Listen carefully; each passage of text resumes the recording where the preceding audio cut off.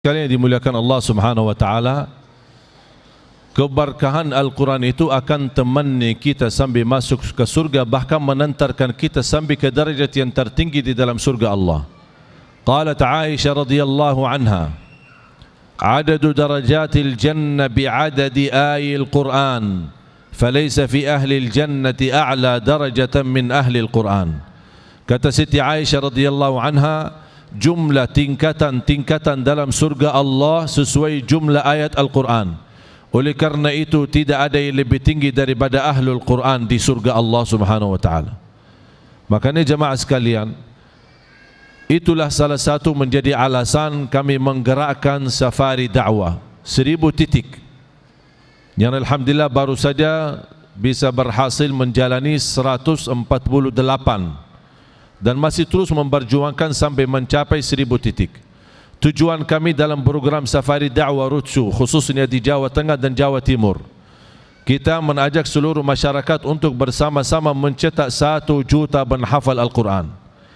Impian saya dan cita-cita saya bisa menghidupkan Al-Quran di tengah masyarakat. Karena ketika kita kembali kepada Al-Quran, semuanya pasti akan terjamin rahmatan lil alamin. Aman, makmur, keberkahannya sangat luar biasa. Bahkan cita-cita saya bagaimana kita bisa menjadikan seluruh masjid di Indonesia dipimpin oleh seorang imam penghafal Al-Quran 30 juz. Kami menjalani metode Madinah selama saya berada di Indonesia. Sekarang alhamdulillah sudah hampir mau 11 tahun. Sudah mau 11 tahun di Indonesia. Dan program kami sudah jalan, dan alhamdulillah banyak di bawah binaan kami yang sudah tamat hafal 30 juz. Ketika mereka sudah tamat hafal 30 juz, kami hadiahkan umrah. Bisa ke Tanah Suci sekalian tes hafalan, tes bacaan di hadapan para imam-imam besar di Tanah Suci. Kalau sudah dibenarkan bacaannya, baru kami berikan sebuah sertifikat, namanya ijazah dan sanad, yang bersambung bacaannya sampai kepada Rasulullah sallallahu alaihi wasallam. Makanya kami menjalani 5 metode. Metode Madinah, yang pertama memperbaiki huruf dan bacaan, yang kedua menyempurnakan tajwid, yang ketiga menindahkan suara, walaupun suara kita membuat orang lain sakit kepala sebelumnya. InsyaAllah ada ilmunya, jangan khawatir. Yang keempat menguatkan hafalan, karena saya terima keluhan jamaah, kami bisa hafal tapi cepat lupa, cepat hilang. Ada enggak solusinya? InsyaAllah ada. Bisa mempertahankan hafalan. Kalau sudah selesai 4 tahap ini, baru masuk ke tahap inti, membaca Al-Quran di dalam salat maupun di luar salat sesuai bacaan Nabi Muhammad sallallahu alaihi wasallam. Ada orang bertanya, imam kita bisa baca seperti Nabi Muhammad? Alhamdulillah bisa. Karena apa? Karena sudah ada ilmunya, ada urutannya, ada silsilahnya, ulama dari ulama dari ulama dari ulama dan seterusnya, bersambung sampai kepada Rasulullah SAW. Saya mengambil ijazah dan sanad dari guru saya, yang jarak beliau antara beliau sama Rasulullah SAW 28 guru. Beliau termasuk nomor 28 dari Rasulullah sallallahu alaihi wasallam. Dan ini sudah dijaminkan bersambung, dan tidak ada kitab Injil, Taurat, Zabur, Suhuf Ibrahim wa Musa selain Al-Quran yang memiliki ijazah dan sanad yang bersambung sampai kepada Rasulullah sallallahu alaihi wasallam. Makanya jemaah sekalian, dalam program safari dakwah kami ini, pertama minta doa restu, termasuk guru kita, mohon didoakan agar kita mampu mewujudkan cita ini. Karena pengalaman saya jamaah sekalian, apalagi ketika kami terus memperjuangkan acara Hafiz Indonesia. Saya yakin Bapak Ibu suka menonton acara Hafiz Indonesia di RCTI. Ini merupakan, jujur saja, merupakan karunia Allah Subhanahu wa taala untuk Indonesia. Karena sudah dicoba di Malaysia, di Brunei, di Singapura, bahkan di Arab Saudi untuk membuat acara Hafiz Indonesia versi Arab, gagal, tidak bisa. Kenapa gagal?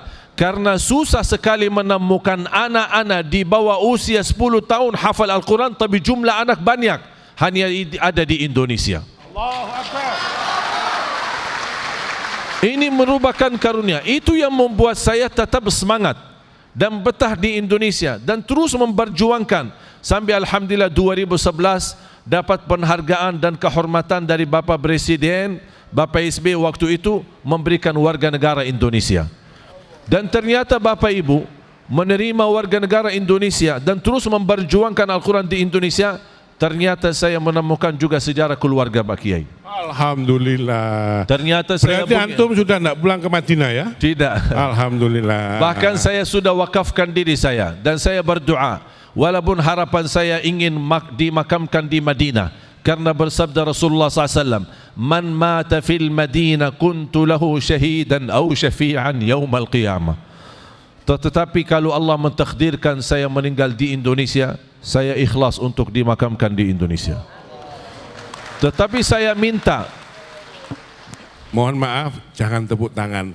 Kalau ada yang perlu kita respon, takbir, ya, karena ini masjid. Takbir, takbir. Saya selalu berdoa, ya Allah, aku mohon jangan cabut nyawa saya sampai terwujud 1 juta penghafal Al-Quran. Jujur saja orang tua saya orang awam.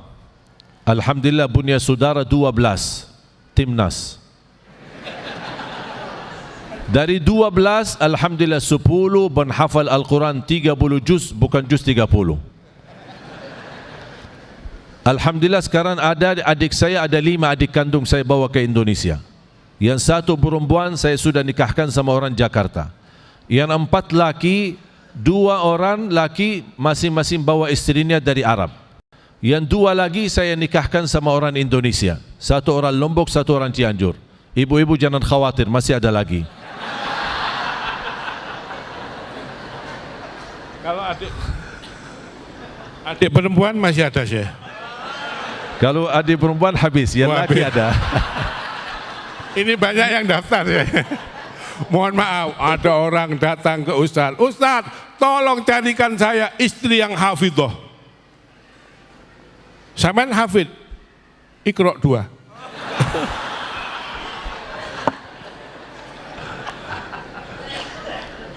Ternyata Bapak Ibu, salah satu karunia Allah, walaupun ibu saya sebelumnya tidak cerita. Saya pernah isi acara di Madura, Tabligh Akbar. Tiba-tiba ada seorang ibu habis acara, dia sambil gesak-gesak dari jamaah dan minta tolong untuk ketemu saya, sambil nangis-nangis. Mohon maaf, kami biasa kalau habis acara susah untuk melayani semua jamaah. Masa kita semua orang minta mampir ke rumahnya, mampir ini kan mau terima siapa dan mau siapa kan susah. Tapi saya melihat kok begitu saya lihat ibu ini, kayak tertutup hati saya, ada sesuatu gitu, ada sesuatu yang bisa bersambung, bisa sesuatu yang nyambung dengan dia. Sambil nangis-nangis. Ketika beliau ajak ke rumah, ternyata beliau ada hubungan dengan keluarga saya, ada Fam Jaber. Dan dia membuka buku album foto-foto ya. Ternyata orang Indonesia suka foto dari dulu ya, dari zaman-zaman dulu, barangkali dari zaman jahiliyah. Makanya mohon maaf, kalau nanti jamaah minta foto bisa ya? Boleh. Berarti ini tidak boleh lama-lama karena melayani sekian banyak butuh berapa jam. Jadi pas begitu beliau tunjukkan foto, ternyata pas ketika mereka datang di musim haji, menunjukkan foto-foto saya di usia bayi. Saya kaget. Saya sendiri aja tidak punya foto di usia bayi saya, tapi subhanallah mereka menyimpan foto-foto lama. Dan ternyata beliau mencerita, ternyata kaki ibu saya, ayah ibu saya, dua-duanya kelahiran Lombok. Kemudian kaki ibu saya dibunuh sama penjajah Belanda. Sebelum dia memperjuangkan melawan penjajah bersama orang Sasak di Lombok, dia menikah sama orang Bumi Ayu. Bawa istrinya dari Bumi Ayu pindah ke Lombok. Kemudian terus memperjuangkan bersama orang Lombok melawan penjajah sampai dia dibunuh dan punya makam besar di Ampenan. Ketika beliau wafat, anaknya, ayah ibu saya pindah ke Arab, hijrah ke Arab, nikah di Arab, dapatlah ibu saya. Ibu saya nikah di Arab, dapatlah saya. Dan saya kembali ke Indonesia, nikah di Indonesia, dapat juga semua 3 putri saya, putra saya, tiga-tiganya lahir di Indonesia. Jadi Sayyid atau Syekh Ali Jabir ini orang Arab tapi rasa Indonesia. Ya. Mohon maaf Syekh, ada cerita para jamaah. Sayyid Muhammad bin Alwi Al-Maliki itu bercerita, menulis sebuah tulisan. Suatu ketika Sayyid Muhammad bin Alwi Al-Maliki, itu ulama Ahlussunnah wal Jamaah yang luar biasa di Mekah, itu sowan kepada Rasulullah Sallallahu Alaihi Wasallam. Ya, kemudian disambut oleh Rasulullah. Sayyid Muhammad bercerita, aku melihat di belakang Rasulullah ada orang banyak sedang berkumpul membaca sholawat. Sayyid Muhammad kemudian bertanya, manhum ya Rasulullah, itu siapa ya Rasulullah orang yang di belakang panjenengan? Bersama dengan Rasulullah di belakang Rasulullah. Rasulullah menjawab, Allahumma Muhammad. Allahumma Muhammad. Rasulullah menjawab, itu orang Indonesia yang mencintai aku, kata Rasulullah. Allahu Akbar. Sayyid Muhammad kemudian keluar dari makam Rasulullah, kemudian berteriak, inni uhibbu Indonesia. Saya cinta Indonesia. Sayyid Muhammad bin Alwi Al-Maliki. Ternyata beliau juga kakek-kakeknya beliau lahiran Lombok, Nusa Tenggara Barat. Masya Allah, Arab rasa Indonesia. Fadl. Makanya saya bangga sekali bisa berada di tengah Indonesia, di tanah air kita. Bahkan saya terkejut ketika saya juga ke rumah sakit periksa darah, dokternya pun kaget, subhanallah darahnya merah putih.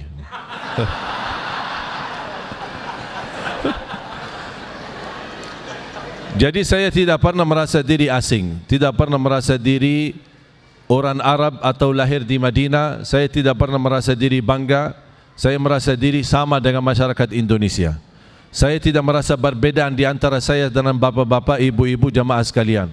Karena saya meyakini yang mulia di sisi Allah bukan keturunannya siapa, bukan asal usulnya apa, tetapi inna akramakum indallahi atqakum. Dan beliau ini Ahlussunnah wal Jamaah.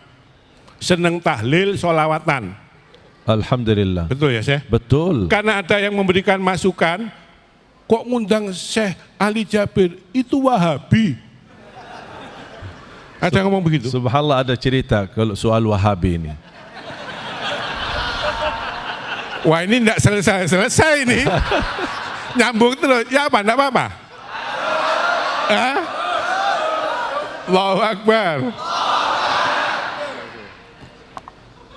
Saya pengalaman karena saya memang lahir besar di kota Madinah. Semua pelajaran kami di sekolah mulai dari SD, SMP, SMA itu sesuai dengan mazhab dan akidah yang berlaku di sana. Mazhab Hambali dan akidah Wahabi. Itu otomatis semua pelajaran, tidak ada perbedaan sekolah. Tidak ada sekolah istilahnya sekolah sufi, tidak ada sekolah apa, tidak ada di sana, cuma satu sekolah. Tapi kalau dalam kehidupan rumah kami, karena berasal dari ayah kami kan keturunan Hadramaut. Jadi kebiasaan kami di rumah itu bermazhab Syafi'i. Tetapi karena kita terbiasa, sudah menjadi lingkungan seperti salat kita tidak pernah ada kunut di subuh, apa biasa-biasalah gitu. Tetapi alhamdulillah sering saya menghadiri, semenjak saya di kelas SMP, SMA, saya rutin dan jaga menghadiri majlis maulid bersama para habaib-habaib di kota Madinah, walaupun di sana tidak diizinkan secara terbuka, memang tempatnya tertutup. Saya termasuk menghadiri majlis Sayyid Muhammad Ali Malki. Ketika saya setiap ke Makkah, saya bertemu dengan Habib Al-Walid Sayyid Ahmad Alawi Muhammad bin Alawi Malki, saya sering dan beliau sambut. Bahkan ketika Al-Habib Ali Al-Jifri datang ke Indonesia, begitu melihat saya dan dia, oh bin Ali Jabir, ahlan wa sahlan bi ahli Al-Quran. Dia menyambut saya dengan masrad, dan sambil para habaib yang ada di sekitar Habib Al-Jifri kaget. Karena dia bilang saya kenal baik dengan keluarga Ali Jabir, adalah banyak di dalam keluarga bin Ali Jabir ini adalah penghafal Al-Quran. Ketika saya datang di Indonesia, pertama saya bertemu lingkungan yang saya ada, dan itu kalau istilahnya salafi. Kalau ya, saya orangnya netral. Saya tidak suka menyiasatkan dan tidak suka mencari masalah sama orang. Saya orang yang netral dan fokus saya menajar Al-Quran. Banyak orang alhamdulillah bisa hafal Al-Quran dengan saya ketika saya berada di beberapa daerah. Begitu selesai, saya pindah ke Jakarta, bertemu dengan habaib, saya merasa merindukan suasana Madinah. Saya diundang oleh Majlis Rasulullah, saya diundang oleh Nurul Mustafa, saya diundang oleh Habib Jindan, saya menghadiri. Habib Umar bin Hafiz setiap datang bertemu dan kita bertemu dengan beliau. Alhamdulillah mereka kenal baik. Bahkan saya pernah isi rutin berapa bulan sekian cukup lama di Majlis Kuitang bersama Habib Abdurrahman Allah Irham. Ternyata saya membawakan satu kasidah yang dituliskan oleh Al-Habib Muhammad Ali Al-Hibsi. Kasidah ini isinya adalah memuji saya punya kakek yang meninggal di Hadramaut. Tapi anehnya Habib Muhammad bin Ali Al-Hibsi tidak pernah bertemu kakek saya, kepala suku kita di Hadramaut. Tidak pernah bertemu.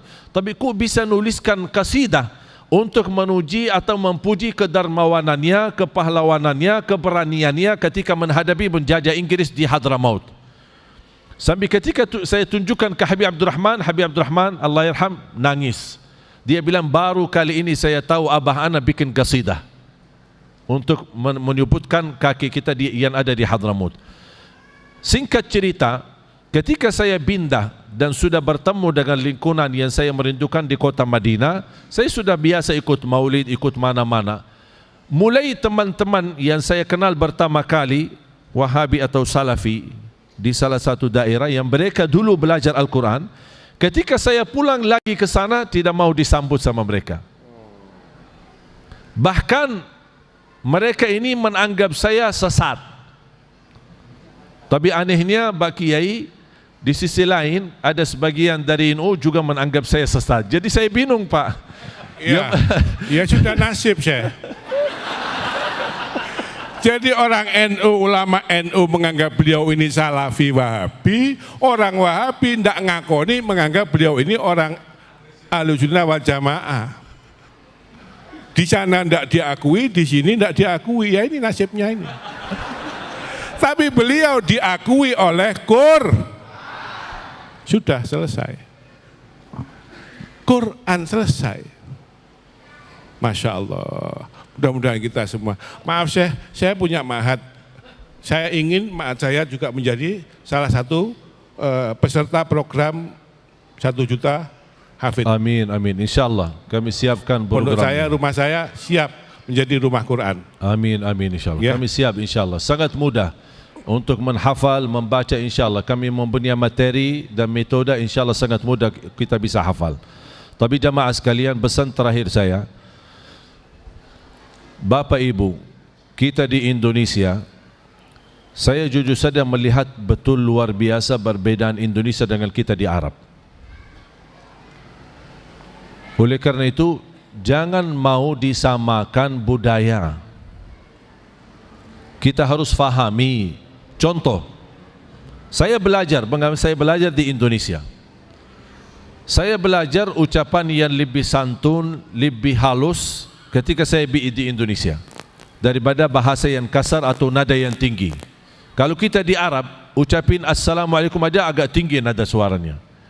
Bahkan kalau ada 2 orang lagi ngobrol, orang jauh-jauh fikir lagi berantam. Padahal mereka lagi ngobrol biasa. Kenapa? Karena nada suara mereka besar, tinggi. Assalamualaikum. Oh, jadi orang, apa ini? Kok bikin takut ini. Makanya ketika saya diwawancarin, orang berkata, kira-kira Syekh dapat belajar apa di Indonesia? Saya bilang dapat 1. Kalau saya di Arab bilang Assalamualaikum. Pas saya di Indonesia, Assalamualaikum. Langsung yang jawab mengatakan so sweet. Oleh karena itu jamaah sekalian, saya harap di mana saya masuk ke masjid-masjid, saya punya kebiasaan suka nanya. Saya orangnya netral, menghormati semua, menghormati Ahlus Sunnah wal Jamaah, apalagi saya sebagian dari Ahlus Sunnah wal Jamaah. Ketika saya masuk ke masjid, tapi saya tidak pernah memaksa pendapatku harus diikuti.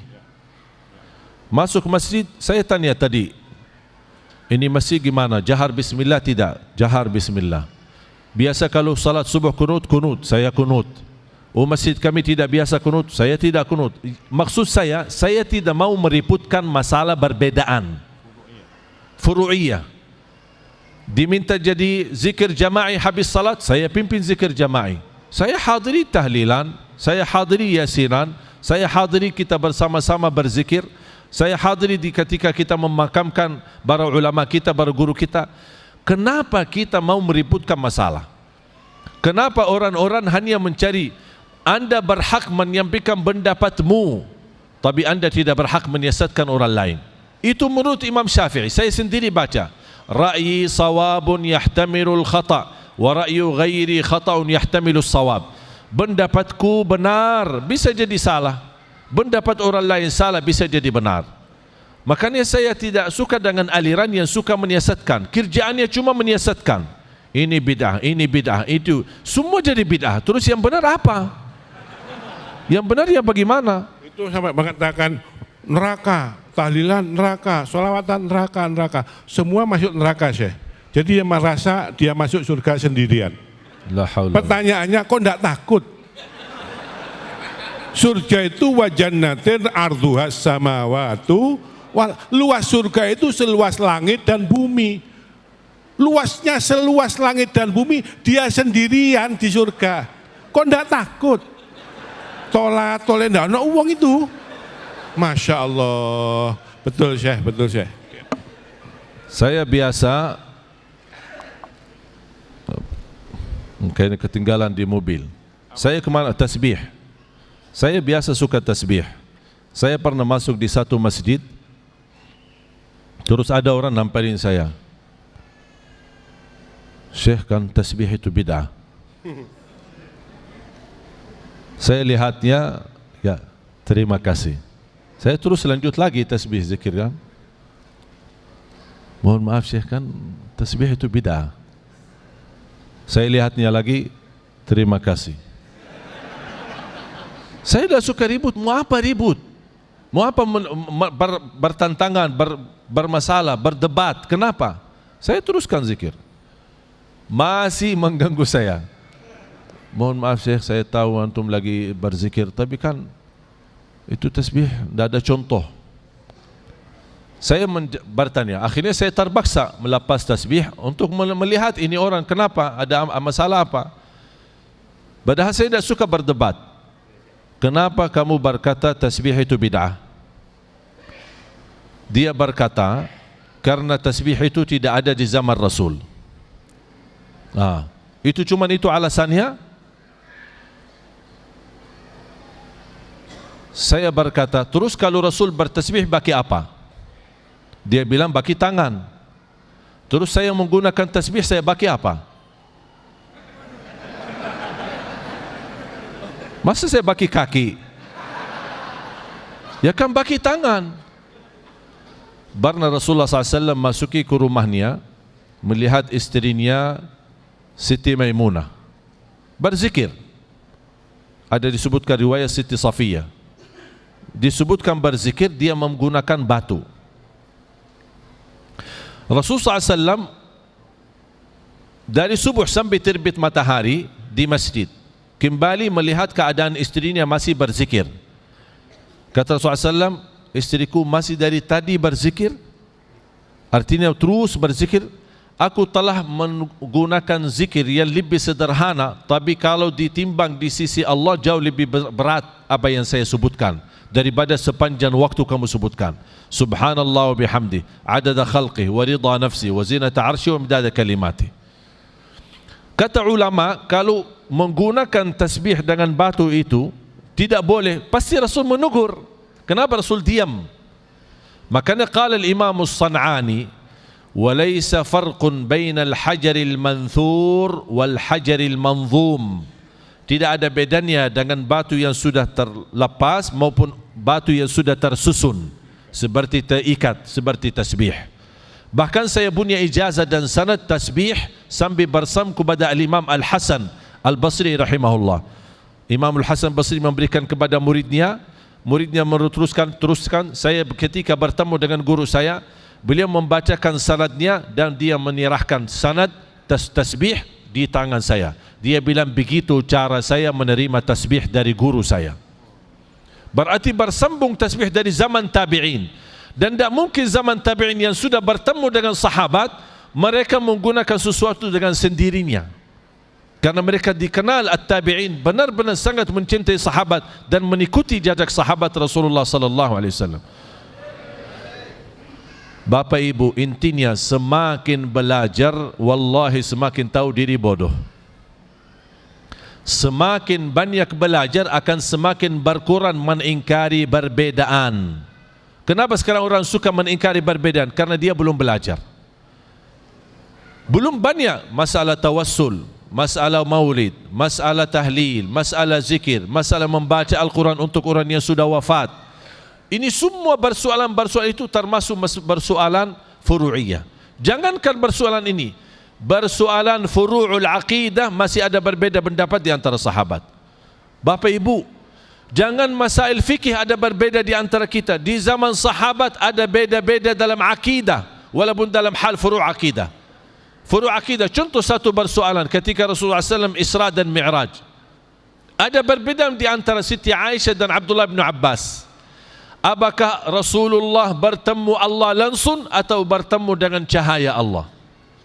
Kalau menurut Siti Aisyah, Rasulullah bertemu dengan cahaya Allah. Kalau Abdullah bin Abbas, Rasulullah bertemu dengan Allah. Ini perbedaan. Ini keluarga Rasul, ini istri Rasul. Begitu kedekatan Rasulullah SAW, tapi tidak pernah saya dengar Siti Aisyah menyesatkan Abdullah bin Abbas, atau Abdullah bin Abbas berkata Siti Aisyah bid'ah atau masuk neraka. Jadi mohon maaf Bapak Ibu, saya harap jangan ada orang yang mau mengadu domba di antara kita. Kita belajar, semua ulama insya-Allah baik, semua ulama kita hormati. Ada kekurangan? Ada. Tidak ada yang sempurna, tidak ada yang maksum, termasuk saya. Saya setiap berdakwah, alhamdulillah dapat masukan dari Majlis Ulama Indonesia, dapat masukan dari para kiai, dapat masukan dari para habaib. Saya sangat menghormati masukan. Ketika saya punya kesalahan, wallahi saya berani minta maaf di depan orang. Saya tidak malu, tidak ada rasa malu untuk meminta maaf. Kenapa? Karena kita semua belajar. Jangan ada yang tidak mau minta maaf di depan banyak orang atau di depan ulama, berarti dia sombong. Dia tidak mengaku dirinya salah. Kita bisa punya salah, bisa punya benar. Makanya apapun yang benar silahkan diterima. Kalau ada yang kesalahan, mohon dimaafkan. Itu yang kita selalu menjaga supaya Indonesia ini tetap bersatu. Jangan gara-gara berbeda pemahaman kita malah pecah belah. Gara-gara beda aliran kita malah juga bermusuhan. Terjadi berbeda di antara kita wajar, itu sehat, tidak masalah. Ada perbedaan, saya bangga sekali bisa di guru kita, Kiai Haji kita, Gus Fikri ini bisa menyambut saya. Dan saya merasa hadiah besar. Dari dulu saya bercita-cita bertemu beliau. Dan Allah subhanahu wa ta'ala menuliskan takdirnya bisa bertemu beliau malam ini. Di masjid beliau. Antum tidak tahu bagaimana perasaan saya hari ini. Wallahi saya merasa bangga sekali, luar biasa. Kebahagiaannya luar biasa. Disambut dan diberikan kesempatan bisa berceramah di masjid ini. Alhamdulillah. Kenapa? Karena saya merasa bagian dari orang Indonesia, bagian dari masyarakat, bagian dari sesama muslim. Kita sesama ahlus sunnah wal jamaah.